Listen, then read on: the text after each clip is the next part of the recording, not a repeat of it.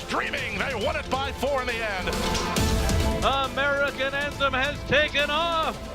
American Anthem easily in the Woody Stevens.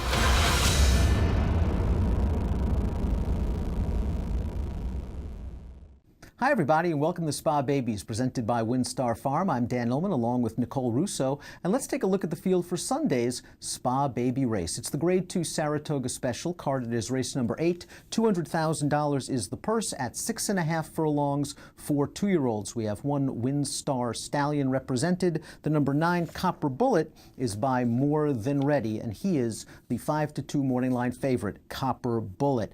Nicole will begin with the number 1 Bal Harbor for Todd Pletcher and John Velasquez. This one was sort of even in the Grade 3 Sanford Stakes, but maybe more importantly, and we hope it doesn't matter, we always want sunny days at Saratoga, this horse has won over a wet track. Let's go back to his performance, his maiden win at Gulfstream over the slop. Yeah, he won this maiden on a sloppy track over a horse there who came back to win next out. His sire First Samurai also ran well on wet tracks. Some of his runners, such as Justin Phillip, the Grade 1 winning sprinter, have run well on wet tracks. As we're shooting this on Friday, Dan, there's some wet weather moving into the Saratoga area, expected to stick around into tomorrow. Could be clearing up by Sunday, but we'll see how it lingers and how much water the track is taken. But if it does stick around, Bal Harbor is one of the ones who should run well on it. We mentioned that sire First Samurai. His best 2-year-old runner was Executive Privilege, who tangled with Beholder. They traded some decisions when they were both 2-year-olds coming up in California. But the majority of First Samurai's runners have continued to develop with experience and with age. So Bal Harbor making his 3rd career start, I definitely think is eligible to improve perhaps. And he would really benefit if there was a fast pace up front. He hasn't shown a lot of early speed, Bal Harbor, but he has shown the willingness to run at the end. I don't think the 6.5 will be an issue. The number 2 is Mo Diddley, and when we look at this pedigree, boy, this horse is bred for speed, and he is bred to be precocious at 2. Oh, absolutely. His sire, Uncle Mo, this is one of 2 in the field for Uncle Mo, actually, was just freshman phenom, shattering the earnings record actually set by Tapit in his freshman year a couple of years ago with champion Nyquist. Nyquist, of course, went on to win the Derby. Uncle Mo had countless other juvenile stakes winners from that first crop who have trained on. That's important. So circle Mo Diddley, I think. This one's dam, Miss Bodine, was a stakes placed mare by juvenile champion Vindication. She's the dam of 3 winners from 3 starters. 2 of those who have won as 2-year-olds. The dam is also a half to stakes horses, including Del Mar Futurity winner Ice Cold Beer at Reds. So definitely bred for precocity and definitely eligible to move forward off his debut at Churchill, where he had a bad break. Yeah, New York bred didn't break very well, rushed right up there. It's not an easy trip. He was challenged in the stretch. He fought off all comers. It was a nice performance. And while the Beyer was only a 56, one of the horses he beat came back to win his next start with a 78 Beyer speed figure. It's a big ask. He's stretching out a 1/4 of a mile and only a 2nd lifetime start. But I think the number 2, Mo Diddley, with Javier Castellano aboard, will at least show some pretty good speed. The 3 Hollywood Star also invades from Churchill Downs. This one for trainer Dale Romans. And I really liked the way he rallied in the stretch. This horse has a big pedigree, a nice stride on him. I'm expecting some good things. Yeah, definitely.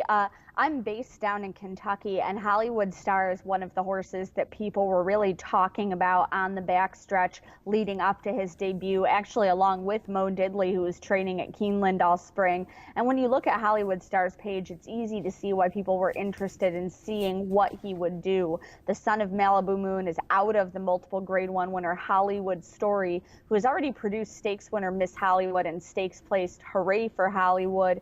Ran really well in his debut, as you mentioned, closed well, gamely held sway by half a length. He was going 6 furlongs, and that maiden has come back pretty good. The 2nd place finisher, Bourbon Resolution, came back to run well here at Saratoga, finishing 3rd. The 3rd place finisher came back and won at Indiana.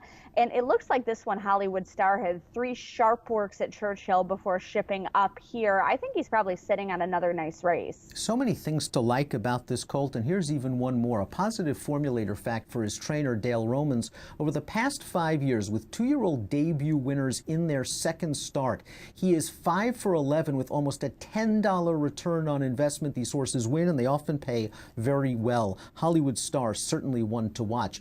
The number 4, Barry Lee, just was tremendous from a visual standpoint in his career debut at Laurel. Let's watch that race right now, where he just runs away and hides from a field that includes 2 next out winners.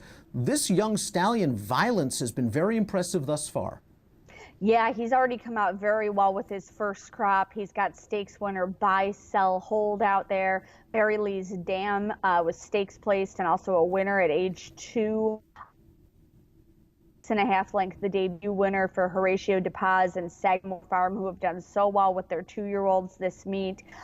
There are a couple of fillies from Laurel running at Saratoga on Saturday in the Adirondack. I'd suggest perhaps watching how they transfer their Laurel form up here in your evaluation of Barry Lee as he runs on Sunday. A $380,000 purchase back in March, certainly bred for speed, has some class, looked the part in his career debut, and I wouldn't be surprised if he even makes the lead in this race in the early portion, the Saratoga Special. Kria's Brooklyn Law really improved with blinkers on for the first time, but he needed a ship down to Delaware Park to win his maiden with a 61. This is a pretty big step up in class, but he's by a stallion that gets all types of runners.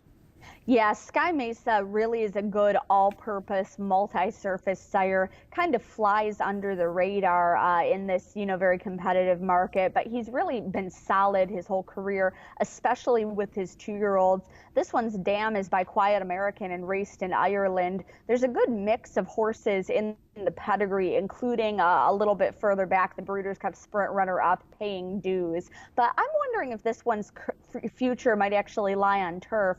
He won in the slop at Delaware. He's by Sky Mesa, who, as we mentioned, is kind of an all-surface sire. Horses like Irish Highway, Indian Queen are in his family. I am wondering if down the road he might be one to watch on a different surface. We do have a positive formulator fact for his underrated trainer, Michael Dilger. Over the past 2 years, with last out maiden winners on dirt, 42% and just a gigantic return on investment, over $11.60 for Kria's Brooklyn Law. Maybe one to watch and use underneath, but it is a big ask from a class standpoint. The number 6 is Tempestad, going out for Todd Pletcher. Joel Rosario takes them out. To me, as we take a look at his horse pedigree card and analyze his bloodlines, I think turf down the road. Yeah, I think that of this one as well. I certainly understand why they're taking a shot here off that maiden win at Belmont. He's the other starter in this race, though, by Uncle Mo. They kind of run on anything. He's got good turf horses out there like Mocot. The Dam by Breeders' Cup Mile winner Warchant, a stakes winner at 3, a stakes performer on turf, a handful of 2-year-old winners. There are a lot of nice turf horses further back in this family. The number 7 is Vino for trainer Kelly Breen, a debut winner over a sloppy track at Monmouth. Let's go back to that race where Vino splashed on home. This was a pretty nice performance. It takes Vino a little bit of time, I think, to get it. He's still on his left lead in the stretch. He finally changed right there, but he won with no sweat, extending to win by 7.5 lengths, 63 Beyer speed figure. Kelly Breen does very good work with these types of horses, and I think he might be lost in the shuffle from a wagering standpoint. Let's talk about this young stallion, Treasure Beach. A lot of folks remember him as an international turf performer, but he's gotten off to a really nice start. He really has, and you know what? That does surprise me a little bit. When he entered stud, they placed him in Florida. That's a market that really values some juvenile ability, I think, with the OBS sales and the Good Florida Sire program down there. He's got 5 individual winners so far. He's in the top 10 on the freshman sire list. So they came out early, but you know what? I really didn't think they would do their best running until later in the year when horses really began running on turf, stretching out in distance. Vino's Dam by Smoke Glacken definitely adds some speed. But this one, when he won his debut, it was on a sloppy track in a race taken off the turf. I'm wondering if the connections do think that turf is the spot for him, and they're rightfully, taking a shot here in this race off that big debut win. The only stakes winner in this field is the number 8. That's Diamond Oops, who took the $100,000 Kissa Native at Gulfstream Park on July the 1st. We're going to watch that race right now. Diamond Oops was bet down to odds-on favoritism. He took a little bit of dirt while in the pocket. He eased to the outside, and he really had to work in the stretch. You see him hanging on his left lead. What he does have going for him is obviously the experience already against winners, and also the fact that he earned an 80 Beyer speed figure. He's a tactical, versatile horse who's going to be getting tested a bit for class against some interesting maiden winners. Yeah, definitely. But you know what? This one was definitely bred to excel early. The sire is looking at Lucky, juvenile champion. His best runners, like Breaking Lucky, Made from Lucky, have done well at longer distance. But you know, his Derby runner-up this year, Looking at Lee, was the stakes-winning juvenile at Ellis, which has a sneaky good 2-year-old program last year. This one's Dam Patriotic Viva, a stakes winner herself, is the dam of 2 runners. Both of them, Diamond Oops and the Generous Portion winner Patriotic Diamond, are 2-year-old stakes winners. The cause for pause is that both of his starts are at Gulfstream. He'll be showing up here. He'll be going a furlong farther than he has yet. So definitely a lot of questions about him, but I think he's very well bred for this trip and that you'll get decent value on him. Completing the field is the number 9, Copper Bullet by WinStar stallion More Than Ready, a $200,000 yearling purchase, an open lengths winner in start number 2 for Steve Asmussen. And then this horse had all kinds of traffic issues, most recently in the Grade 3 Bashford Manor. Yeah, definitely. He went 6 furlongs in that race. I definitely think that helped him. He was steadied near the quarter pole, closed well to be second. Earned a 78 Beyer for that effort, which is the second highest number in this field. I think he's moved forward with each of his starts so far, eligible to take another step forward here. We always say that we like these Asmussen horses better as they get more experienced. He's by More Than Ready, who's a top 20 juvenile sire. They can run on dirt, although I certainly like them better on the turf. The Dam by Emerging Broodmare sire Unbridled Song did win it too. There's a lot of things to like about this horse, especially if you're going to play stock in the horses coming up from Churchill. He certainly got an education in that race. He broke from post 4 in a field of 5. Florent Giroux decided to angle down towards the inside after the first quarter mile and get involved in a speed duel with a 33-1 shot, who then spurted clear and sort of shuffled Copper Bullet into the pocket. You mentioned that he was steadied hard, but he really never showed any quit. He went after that favored winner, 10 City, in the lane. I think that horse has some ability, and Copper Bullet looked good. He's a big, good-bodied horse. He's got some distance on the bottom. He's certainly one to follow as the distances increase. I like this outside post for him. I think he's going to work out a pretty good trip. He's one to follow. Who do you like in the Saratoga Special? You know what? I've really got to keep looking at Hollywood Star and Mo Diddley. They're horses who I have watched train a lot through the spring and early summer here. Hollywood Star is coming off that really nice debut that we talked about, where you know he was really gritty to get up there. That race has come back pretty good. I like that he's got these sharp works at Churchill coming up. If the wet weather sticks around, the Malibu Moon Colt should take to that well.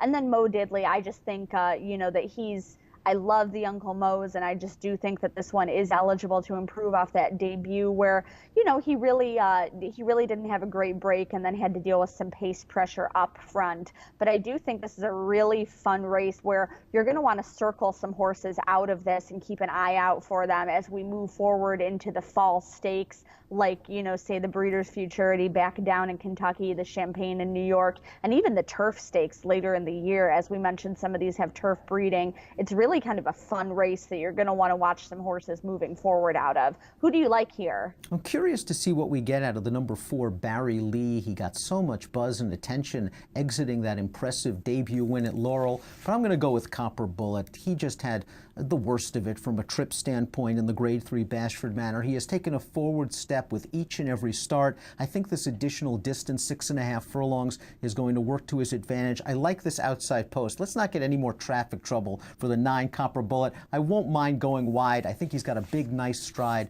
He's interesting to me, and that's where I'll go. I'll go Copper Bullet in the Grade 2 Saratoga Special. Nicole and I will be back next week for more Spa Babies presented by WinStar Farm.